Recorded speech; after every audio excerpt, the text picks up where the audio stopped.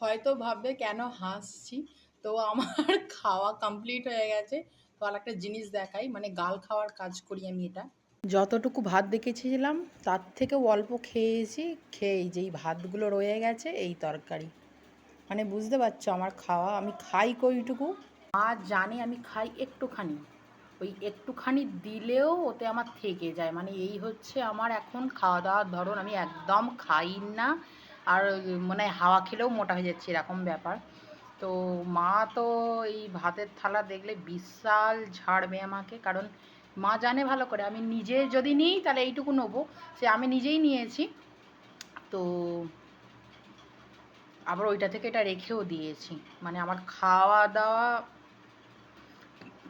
তো চলো আমার খাওয়া দাওয়া ডান হয়ে গেছে, আর গাল খেলে মোটামুটি পেটটা ভরে যাবে।